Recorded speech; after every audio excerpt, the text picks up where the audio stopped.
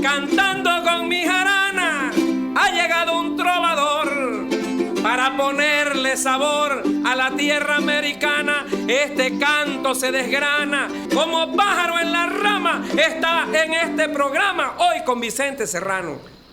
Amigos, amigas, qué bueno que siguen con nosotros para hablar como los chayoteros no se atreven, no les interesa o no les conviene, porque no van a morder la mano que les da de tragar. Yo soy Vicente Serrano y como siempre le pido que no permita que le den más de lo mismo. Le duela a quien le duela, le pese a quien le pese.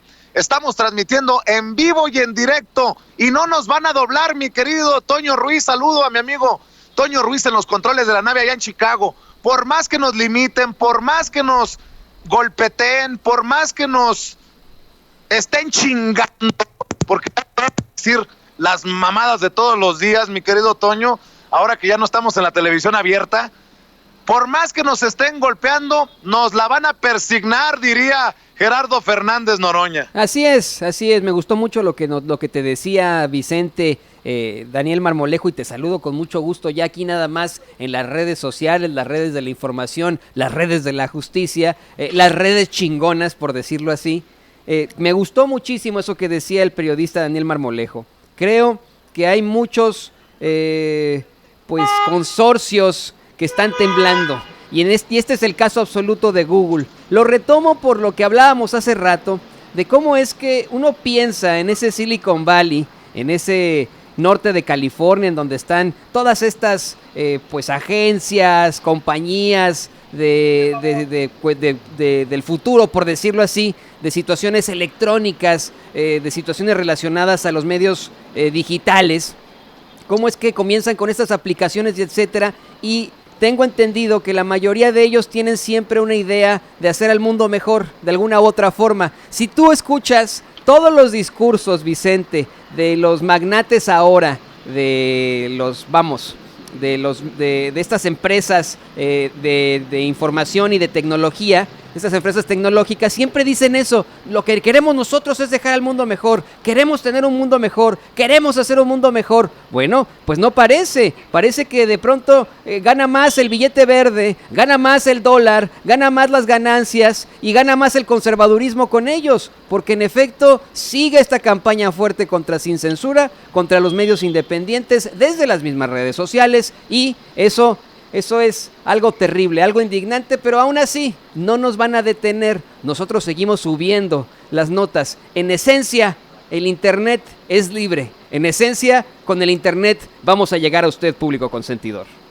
Y precisamente, Toño, nuevamente saludo aquí en esta transmisión en vivo y en directo a nuestro colega Daniel Marmolejo, periodista independiente, documentalista, cineasta, que es el hombre, el cerebro, el personaje, a pesar de que se trata de un equipo, detrás de Guerra Híbrida, este documental que seguramente le generará chorrillo a más de uno. Mi querido Daniel, gracias por seguir con nosotros.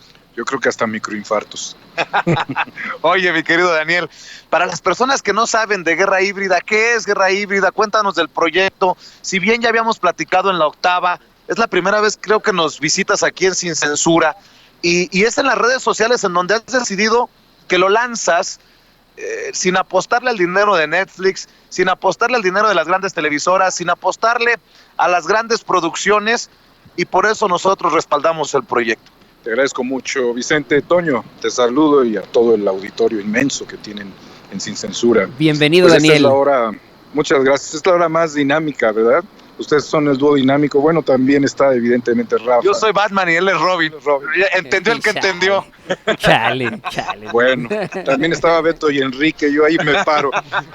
Muy bien, pues sí, realmente Guerra Híbrida es un concepto muy moderno que viene siendo una evolución de las revoluciones de color para tratar de controlar mentes, dominar gobiernos, apoderarse nuevamente de los beneficios de la naturaleza que le da a los estados-nación, hasta llegar a fenómenos como pudiesen ser la balcanización, pero como ya no pueden ser nada más los ejércitos los que combaten, porque suele ser muy costoso, son las redes sociales, es el dinero en criptodivisas, es desde luego también el ciudadano que resiste todo esto, pero que finalmente, como todo ser humano, ¿no?, estamos integrados a un exocerebro, que lo decíamos hace un rato en la octava, y en donde somos partícipes, querramos o no.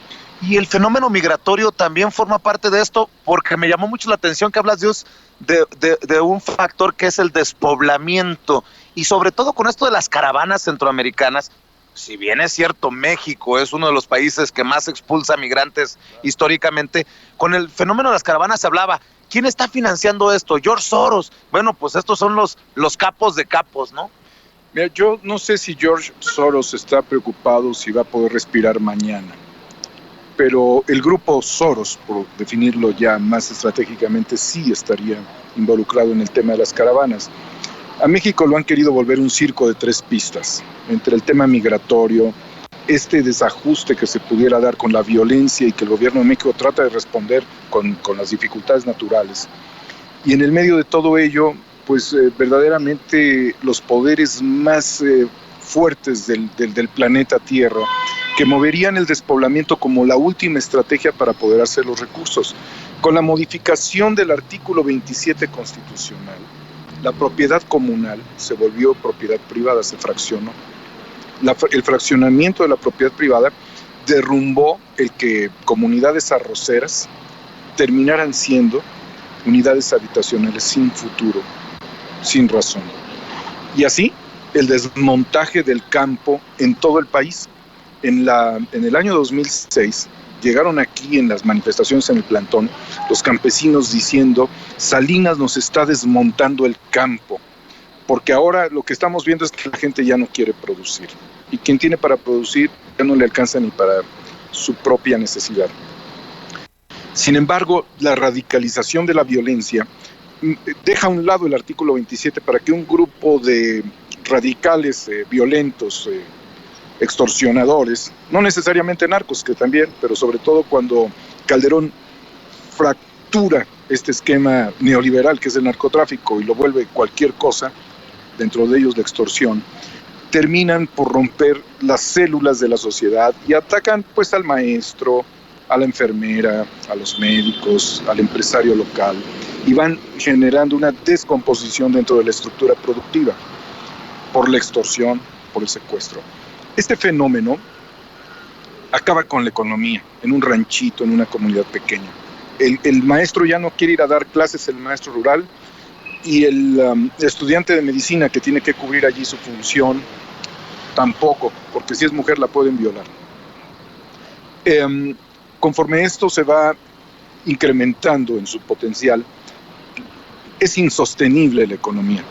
Además de que otro factor vino a ser insostenible la economía, que son las tiendas de conveniencia.